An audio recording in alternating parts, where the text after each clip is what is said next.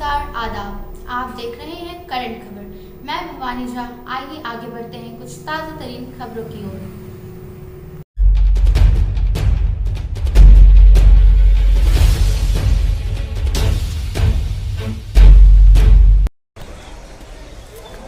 जोहार, नमस्कार, आदाब। आप देख रहे हैं करंट खबर। आपको एक ऐसे सनसनीखेज मामले से रूबरू कराने जा रहे हैं। एक आर्मी के हैं, उनसे हम डायरेक्ट आपको लेके चलते हैं, उनसे मिलाते हैं और बताएंगे वो कैसे मंदिर से 300 से ज़्यादा करोड़ रुपए का सामान गायब हुआ और उस पर उसके बाद बावजूद मामले का छानबीन करने के बाद कार्रवाई करने होने के बाद भी वो आज तक रिकवर नहीं हो पाया। हम आपको सीधे मिलाते हैं फौजी से, आर्मी से। बताइए क्या कहना चाहते हैं आप, अपना परिचय देते हुए बताइए। हाँ सर, मैं मनोज कुमार कौशल हूँ, आर्मी इंटेलिजेंस से रिटायर्ड हूँ। मैंने 2009 में रिटायरमेंट ले लिया था और 2014 में मेरे इन्फॉर्मर को एक डायरी मिला वहाँ असम में। लास्ट पोस्टिंग मेरी असम में ही थी।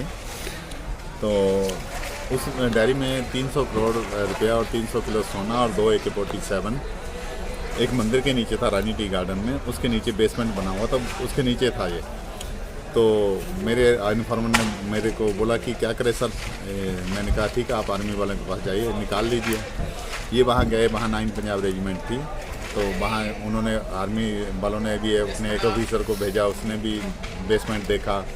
तो उसने, जो उनका कंपनी कमांडर था, वो उस दौरान छुट्टी पर थे। तो बोला हम 2 जून को सामान निकाल देंगे। 2014 की बात है ये।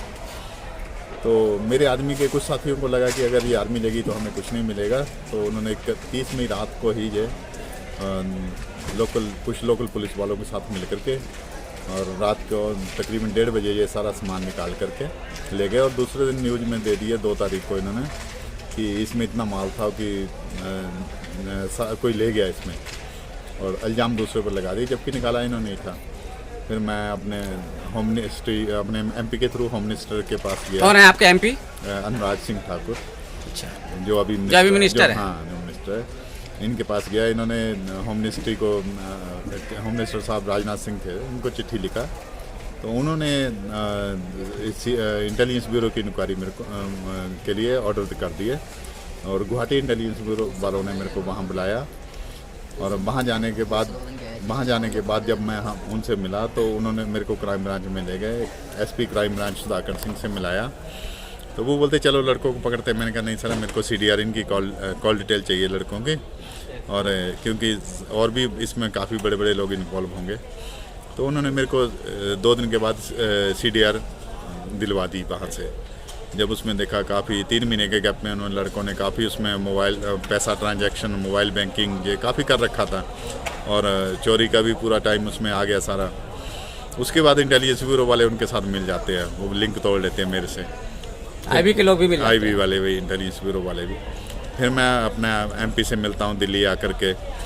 वो मेरे को भेजते हैं होम मिनिस्टर के OSD BK सिंह के पास। होम मिनिस्टर के OSD BK सिंह जो थे, उन्होंने जॉइंट डायरेक्टर IB के मनोज यादव थे, उनसे मिलाया। उन्होंने आगे joint secretary north east Shambhu Singh से मिला करके मेरे को, दोनों इन्होंने ऑफिसर ने एक सीक्रेट लेटर दे करके मेरे को फिर भेजा इन्होंने Guwahati IGP law and order के पास, तो SN सिंह के पास। तो वहाँ मैं गया पहले दिन, ठीक है। दूसरे दिन वो भी लड़ पड़े, कहते मैं नहीं करता, जाओ अब बता दो जहाँ भी जाना है। फिर मैंने मनोज यादव जी से बात करी तो उन्होंने बोला, कहते शंभू सिंह जी तो बांग्लादेश गए हुए हैं और हम इसमें आप DGP से मिलो। मैंने कहा सर पुलिस मिली हुई तो मैं कैसे मिलूँ, मैं आपसे मिलने आ रहा हूँ। तो वहाँ गए तो मनोज यादव जी भी मिले नहीं, और शंभू सिंह के जी तो वहाँ गए हुए थे अपने बांग्लादेश में, और BK सिंह जी भी नहीं मिले। ये तीनों ऑफिसर मेरे को मिले नहीं। उसके बाद देखा तो मनोज यादव जी 2015 में खुद गुवाहाटी पोस्टिंग चले गए। और फिर मैंने उनको लिखा कि सर ऐसे ऐसे मेरे पास CDR भी है, सब कुछ है, तो CBI जांच दीजिए। तो उन्होंने CBI के लिए ऑर्डर कर दिए। CBI को लेटर लिख दिया कि आप जांच करिए। जब देखा तो कुछ टाइम बाद ना CBI ने बुलाया ना किसी ने बुलाया, तो CBI वाले भी बाद में उनके साथ मिल गए। फिर मैंने सोचा चलो सुप्रीम कोर्ट चलते हैं, अभी जब न्याय कार्यपालिका कुछ कर नहीं रही है। फिर मैंने 2016 में वहाँ केस लगा दिया सुप्रीम कोर्ट में। मेरा 13 जनवरी 2016 को नहीं, अपना क्या बोलते हैं, हाँ 13 अप्रैल 2017 को 13 अप्रैल 2016 को मेरा केस लगा। जिसमें चीफ जस्टिस टी.एस. ठाकुर साहब और आर भानुमति और जस्टिस आर भानुमति, जस्टिस जुजू ललित, तीन जजों की बेंच थी है। उसमें उन्होंने नोट्स निकाला एक सेंटर को कि आप इसमें जवाब दीजिए, तो कोई जवाब नहीं दे पाया सेंटर। और उसके बाद उन्होंने 6 मई को फिर डेट जब हुई तो सेंटर, स्टेट और स्टेट डीजीपी को नोट्स निकाल दिया कि आप जवाब दीजिए और काउंटर एफिडेविट इसमें दीजिए।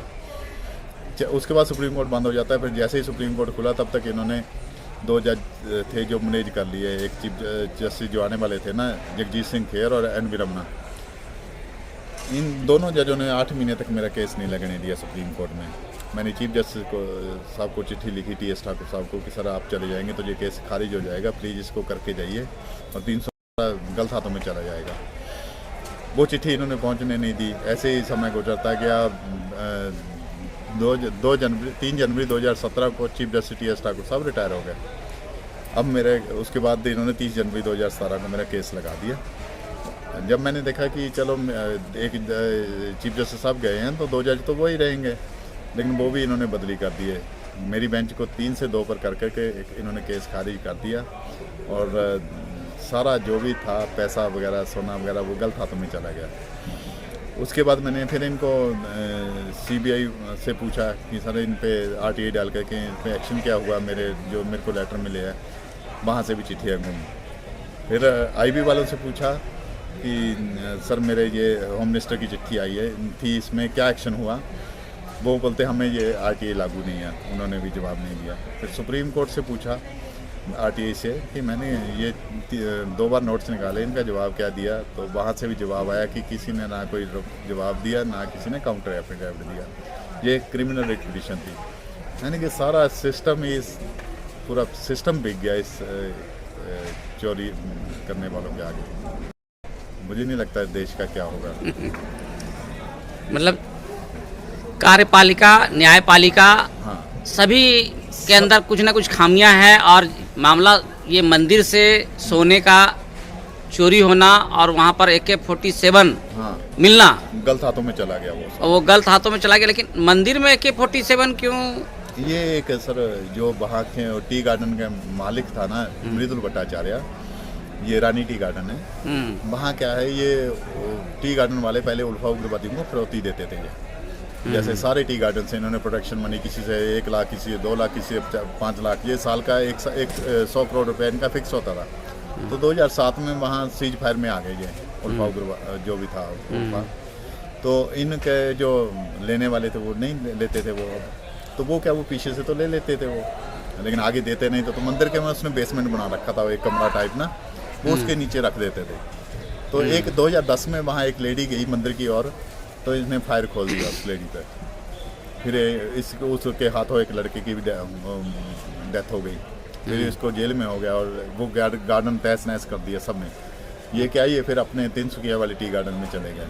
2012 में वहाँ भी कुछ हंगामा हुआ और दोनों मियाँ बीबी को इनको जला दिया गया 2012 में, वहाँ जो तिनसुकिया वाला जो गार्डन था।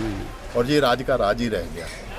ये जो था मतलब यहाँ पे एक उन्हीं का मतलब AK-47 था। हाँ, ये और वो डेथ कर मतलब वो जो लड़ाई में मारे गए, हाँ, या उनको मार दिया गया। हाँ, उनका सामान वहीं रह गया। सामान जो 3 साल का पैसा था और 1 साल के पैसे का सोना का बिस्किट थे। वो 300 किलो सोना था ना जो, वो था। और 2 AK-47 300 किलो जो सोना था वो मंदिर का था। हाँ, हाँ, वो खरीदा हुआ था उन्होंने, मंदिर ने खरीदा था। हाँ, मंदिर ने नहीं, उसी जो टी गार्डन वाला था उसने पैसा था जैसे। अच्छा, पैसा ज़्यादा हो गया। 2007 से लेकर 7, 8, 9, 10 100 करोड़ आता गया। तो अब वो पैसे की बजाय उसने म्यांमार से सोने के बिस्किट खरीद कर रख दिया। और उसमें क्या है, जैसे जब जला दिया गया तो वो वहाँ चले गए, ये राज का राज रह गया। जो डायरी था वो मेरे आदमी का, ये राज किसी को पता नहीं था, चूंकि आप आर्मी से थे और आपको डायरी हाथ लग गया। जो डायरी थी मेरे को नहीं लगी, मेरे आदमी जो मेरे इन्फॉर्मर थे उनके हाथ में लग गया। उन्होंने मेरे को बोला क्या करें, मैंने कहा आर्मी वालों के पास जाए, निकाल दीजिए। यानी कि 15 दिन पहले आर्मी को बताने के बाद भी निकाल नहीं पाए। उसके बाद जिन्होंने निकाला उनको पकड़ने के लिए बोला, वो पकड़ नहीं पाए। तो ये एक सिस्टम का एक सिस्टम मतलब लापरवाही है कहिए, और हर लोग कहीं ना कहीं बिकाऊ है। सब मेरे वाले केस में तो मैंने देखा कि सब और इनको ये नहीं पता है कि इन लड़कों ने पहले उसकी सोने की जीभ थी वो काटी थी, फिर सोने की आंखें थी वो काटी थी, स्टैचू की ना, जो उसमें काली का स्टैचू था। हाँ, सोने का जीभ था। हाँ। पूरा मूर्ति ही सोने का था कहीं? नहीं, मूर्ति दूसरी थी, लेकिन जो जीभ तो जो जीभ और सोने की आंखें थी वो सोने की थी। इन लड़कों ने अपना खर्चा चलाने के लिए पहले वो निकाली, बाद में लगवा दी, बाद में उससे बढ़िया ही लगवाई इन्होंने। लेकिन मुझे नहीं लगता कि इसमें ये बख्शे जाएंगे कभी, क्योंकि है कि वो पुलिस ऑफिसर है, उसको जब कैंसर से टांगे काटने लगे पटना में, तो उसने फिर एक बहुत बड़ा मंदिर बनाया वहाँ, वो जो सड़क के किनारे वहाँ मंदिर है आसाम में। हाँ, काली मंदिर। ये पैर इसका कहाँ कटा?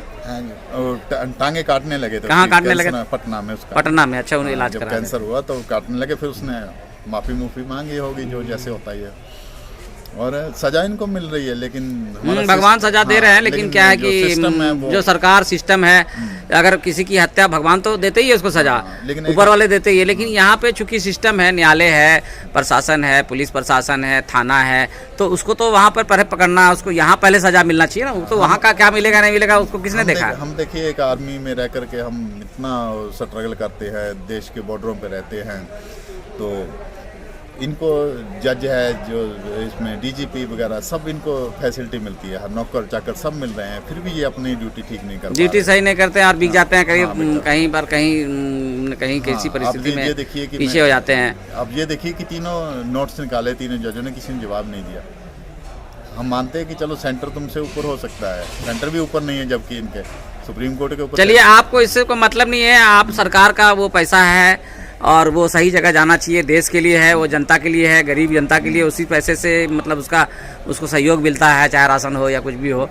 और आप चूंकि आर्मी से हैं, आपके जज्बे को हम सलाम करते हैं कि आप मतलब देश के लिए अगर कुछ भी कर रहे हैं, आप देश के लिए कर रहे हैं। आज लड़ाई लड़ रहे हैं आप, 400 किलो सोना, 300 किलो सोना और भी जो भी सामान था, तो वो अगर वापस आ जाता है तो देश के लिए, देश से उससे कुछ तरक्की हो सकता है। वो सर, वो तो शायद ना ही वापस आए, लेकिन जो जनता का विश्वास है वो वापस लाना है, जो विश्वास वापस लाना है। सोना चांदी आए पर है, जैसे सीबीआई है, आज कोई भी जिसको इंटेलिजेंस मतलब पूरे इंडिया का सबसे हायर ये माना जाता है, मेन एजेंसी है, और उसको उस पर विश्वास है, और वो विश्वास भी, उस विश्वास को भी तोड़ दिया है।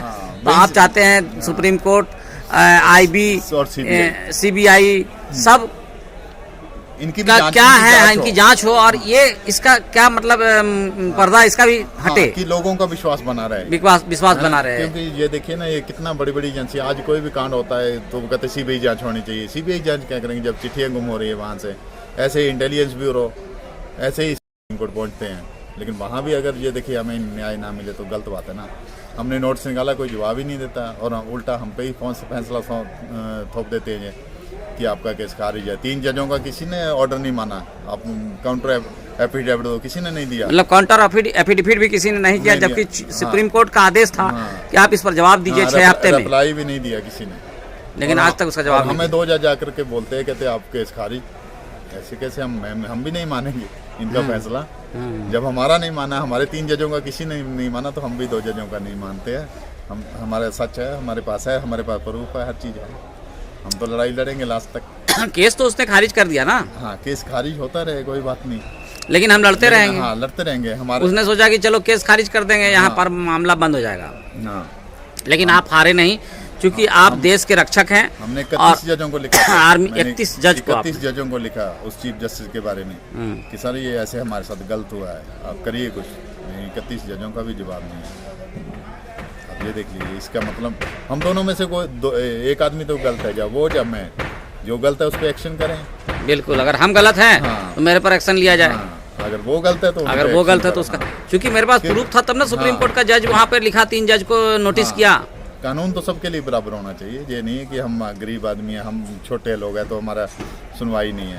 इनके ऑर्डरों से देखिए ना, बड़ी बड़ी बिल्डिंगें गिर जाती है, और एक स्टेट DGP जवाब नहीं दे रहे हैं, एक स्टेट सेक्रेटरी जवाब नहीं दे पा रहा है, तो उस बिल्डिंगों को गिराने से क्या फ़ायदा, बड़ी बड़ी बिल्डिंगों को, जब आपका ऑर्डर वो नहीं मान रहे हैं। हमने तो मान लिया, हमारा केस खारिज कर दिया, हमने मान लिया कि हमारा केस खारिज हो गया, ठीक है, लेकिन आप उनको भी मनवाइए ना कि कुछ तो हुआ है। ये देखिए प्रूफ है हमारे पास।